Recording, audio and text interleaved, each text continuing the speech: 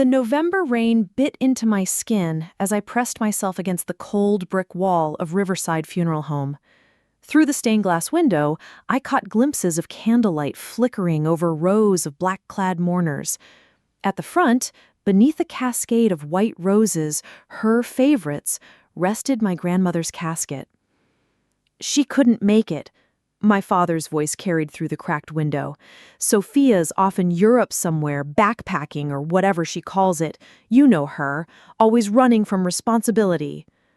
My nails carved half-moons into my palms. I'd driven 14 hours straight from Chicago the moment I heard Grandma Rose was gone, only to have the funeral director inform me, politely, firmly, that I wasn't on the list. My own grandmother's funeral, and I wasn't on the list. But what made my blood turn to ice wasn't being barred from entry. It was what I saw next. A woman sat in the front row, in my spot, wearing a black dress identical to the one I'd worn to every family funeral since I was 16. Her hair was dyed the same shade of auburn as mine, pulled back in the same low bun I always wore.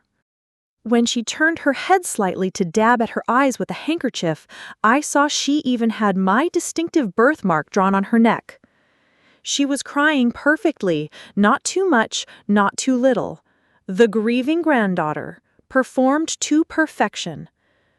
"Poor Sophia," my Aunt Linda was saying to someone. "She and Rose were so close. She must be devastated wherever she is." The actress nodded, shoulders shaking with practiced sobs. I pull out my phone, fingers numb from the cold, and started recording through the window. Whatever sick game my family was playing, I was going to document every second of it. The service continued with readings and hymns. My Uncle Peter gave a eulogy that painted our family as one big happy unit, conveniently leaving out how they'd systematically pushed me out over the past 5 years. My cousin Melissa sang Amazing Grace, off-key as always. And through it all, the fake Sophia sat there, playing her role. When the service ended and people began filing out for the burial, I slipped around to the back entrance. I knew this building. Grandma Rose had been on the funeral homes board for 20 years. I'd spent countless afternoons here with her, discussing life and death over tea in the director's office. The side door was unlocked. Bless Mrs. Chen, the cleaning lady who always worked Saturdays. I slipped inside and up the back stairs to the second-floor viewing room that overlooked the main chapel. From here, I could see and hear everything while remaining hidden. The burial was private, family only. I watched them load the casket into the hearse, watched the actress climb into the family limousine with my parents, watched them drive away to bury my grandmother without me. But I knew what came next. The will reading was scheduled at 4 p.m., back at the funeral home's conference room. Grandma Rose had been meticulous about her final wishes, and she insisted the reading happen immediately after the burial. No time for the vultures to scheme, she'd always said with a wink. I waited in my hiding spot, surviving on vending machine coffee and the rage burning in my chest. At 3:45, they all filed back in, shaking rain from their umbrellas. The actress was still there, still playing me, now with my mother's arm wrapped around her shoulders. "This is so hard," the fake Sophia said in a voice nothing like mine. "I just can't believe she's gone." "We're all here for you, sweetheart. Grandma Rose would want you to be strong." I bit my tongue hard enough to taste blood. Attorney Maxwell Crawford entered precisely at 4 p.m., his silver briefcase in one hand and a sealed box in the other. He was Grandma Rose's lawyer for 40 years, and the sight of his familiar face made my eyes burn with unshed tears. "Please, everyone, have a seat," he said, his deep voice filling the room. "I know this is a difficult day, but Rose was very specific about her wishes." They all settled around the conference table. My parents, aunts, uncles, cousins, and the actress still pretending to be me. From my vantage point above, I could see everything perfectly.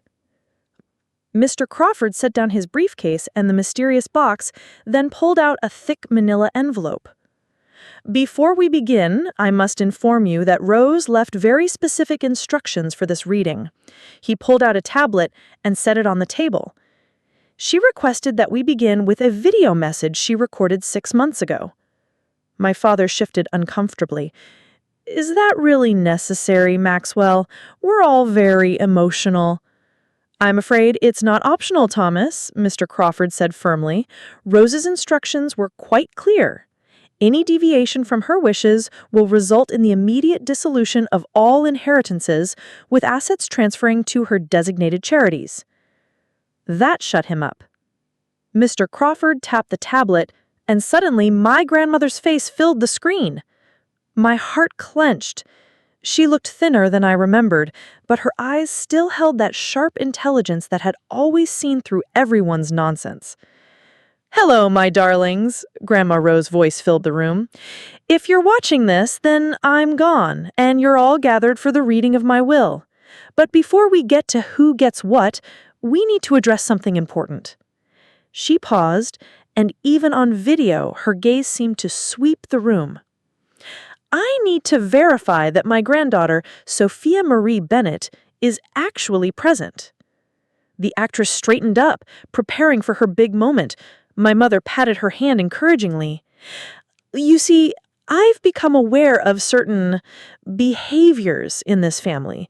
Attempts to isolate Sophia, to turn her into the black sheep, to push her out of her rightful place. I've watched it happen, and I've stayed silent, gathering evidence and waiting." The room had gone very still. "So, before we proceed, I need to make absolutely certain that the real Sophia is here. Maxwell, please open the box." Mr. Crawford lifted the sealed box and carefully opened it. Inside were several items, a stack of photographs, what looked like DNA test kits, and another sealed envelope. "First," Grandma Rose's voice continued, "I'd like Sophia to tell everyone about the song I used to sing to her when she was little.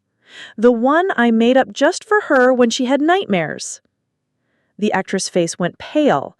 She glanced at my parents, who were both leaning forward, clearly having prepped her for many things, but not this.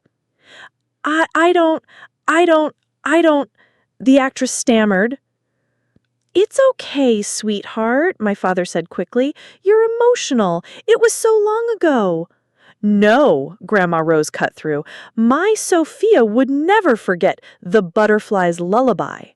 She made me sing it to me every night until she was 12. She even sang it to me when I was in the hospital last year." The actress was sweating now, her perfect makeup starting to run. "Second," Grandma Rose continued relentlessly, "please have Sophia show everyone the scar on her left palm, the one she got when she was 8, trying to save that injured cardinal in my garden. We never told her parents because she was supposed to be at piano practice." The actress clutched her hands together, and I could see from my perch that her palms were unmarked. "And finally," Grandma Rose's eyes seemed to bore into the camera, "I'd like Sophia to tell everyone what I whispered to her the last time we saw each other. My last words to my real granddaughter." The room was tomb silent. The actress looked ready to bolt. My parents were exchanging panicked glances. "I'm waiting," Grandma Rose said after a long pause. "Or perhaps the real Sophia isn't there at all. Perhaps someone thought they could fool me, even in death." My Uncle Peter cleared his throat. "Mom, this is—" "Maxwell," Grandma Rose interrupted, "if the woman claiming to be Sophia cannot answer these simple questions, please proceed with Protocol B." Mr. Crawford nodded and pulled out his phone. "I'll need to make a call." "Wait!" I stepped out of my hiding place and into the doorway of the conference room. Every head in the room whipped toward me. The actress gasped. My parents went white as a sheet. "The Butterfly's Lullaby," I said, my voice steady despite the tears rolling down my cheeks. "You sang it in French because you said butterflies spoke all languages.